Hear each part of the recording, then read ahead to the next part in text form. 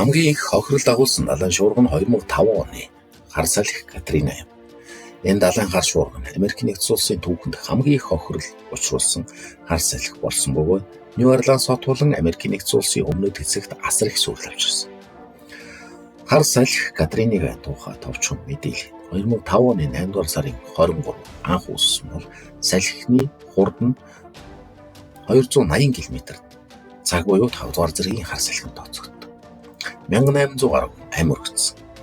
Ойролцоогоор 120 тэрбум $, эдийн засгийн хохирол учирсан.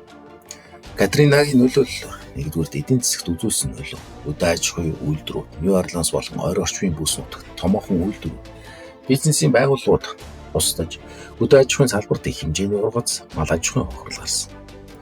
Бизнесийн үйл ажиллагаа зогсонгүй байдал орж ажлын байрнууд цөөрсөн. Дэд үтцийн хувьд зам гүүр, цахилгаан, усан хангамжийн системүүд эвдэрч сүйдсэн анийн цэргийн засварлах ажилд их хэмжээний хөрөнгө зарцуулах шалтгаан болсон. Нефт байгалийн хийн хангамжийн хувьд Мексикийн булангийн нефтийн хангамжид ноцтой хохирол учирсан нь нефт хийн үн дэлхийн даяар өсгөд хүргэсэн. Хоёрдугаар нийгэмд үзүүлсэн бол орон гэрээ болсон хүмүүс олон зуун мянган хүн орон гэрээ алдаж олон нийтийн туслам шаардлагатай болсон. Нью Орлеанс хотын оршин суугчдаас 80-аас илүү хувь нүүлгэн шилжүүлэгдсэн. Эрүүл мэндийн асуудлууд зэвэр ус, хоол хүнс дутмаг байсан тул өвчин дэлгэрч хүмүүс эрүүл мэндийн үйлчилгээ авах боломжгүй болсон. Эмнэлгийн үйлчилгээний байгууллагууд нь сүйтгэсэн. Ядуурлын төвшин, үйлдвэрлэлийн бууралт, орон гэр бүл, ажил үйлдлийн төвшин ихсэж ядуурл нэмэгдсэн. 3-дугаар байгаль орчинд үзүүлсэн бол экосистемд учруулсан хохирол, хар салхи далайн нэрэг, намаг, оймуудыг сүйтгэсэн. Нью Орлеансын ойролцох давстай усны шуургад байгаль орчин өндгөн хүрсэн. Давсжилт ихссэн хөдөө аж ахуйн талбайд зориг нөлөө үзүүлсэн. Усны бохирдол. Үер давцсан нутгуудад усны хангамж бохирдож хавдарт өвчнүүд үүсгэж хүргэсэн. Малын хордол, мал аж ахуй хүн дээр хохирч амьтдын нутагчлалын бүс үүсгсэн. Эдгээр хохирлыг арилгах давс арга хэмжээ. Нэгдүгээр нүүлгэн шилжүүлэлт. Шуурга арга хэмжээ. Катрина шуурганы ирэхээс өмнө хүмүүсийг аюулгүй газар нүүлгэн шилжүүлэх оролцсон ч дэд үтцмүү зохион байгуулалтууд нугайснаас нүүлгэн шилжүүлэлтийн ажил хүндрэлтэй болсон. Урт хугацааны шилжүүлэл. Нью Орлеанс болон ойр орчмын нутгаас олон зуун мянган хүн нүүлгдсэн бөгөөд зарим нь хэдэн жил орон гэртээ эргэж очиж чадав.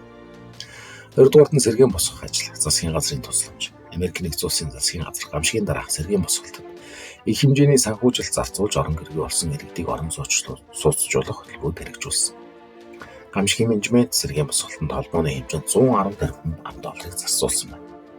Дэд үтцийг сэргээн босгох, зам цахилгаан, усан хангамжийн системийг сэргээн засах, хамгаалтыг сайжруулахад онцгой анхаарсан. Хар салхинаас хамгаалах далан болон үерээс хамгаалах системийг сайжруулахад нэмэлт хөрөнгө оруулалт хийсэн.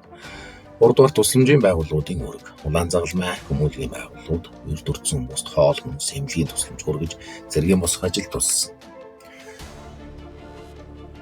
Сайн дурынхан олон тоогоор оролцож гамшигын дараах нөхцөл байдлыг сайжруулахад нэмрээ оруулсан. 4-дүгээрт гамшигын менежментийг сайжруулах, хамгаалтын арга хэмжээ. Хар салхинаас үүдэлтэй далайн давлгааны эсрэг далайн эргийн хамгаалтыг сайжруулж үерийн хамгаалтын дэд үтцийг шинжилсэн. Гамшигын төлөвлөгөө. Хар салхины дараа Америк нэгдсэн улс гамшигын менежмент бэлэн байдлыг сайжруулах талаар олон арга хэмжээ авсан. Үүнд урьдчилан сэрэмжлүүлэх систем, нүүлгэн шилжүүлэх, зохицуулалт зэргийг багтаасан. Хар салхи Катрина Америк нэгдсэн улсад эдийн засаг, нийгэм, байгаль орчны хувьд асар их хохирол учруулсан. Гамшигын менежмент сэргээн босгох ажилд их хэмжээний нөөц, цаг хугацаа зарцуулсан ч урт хугацаанд дахин давтагдах эрсдлээ сэргийлэх томоохон сургамж болсон юм.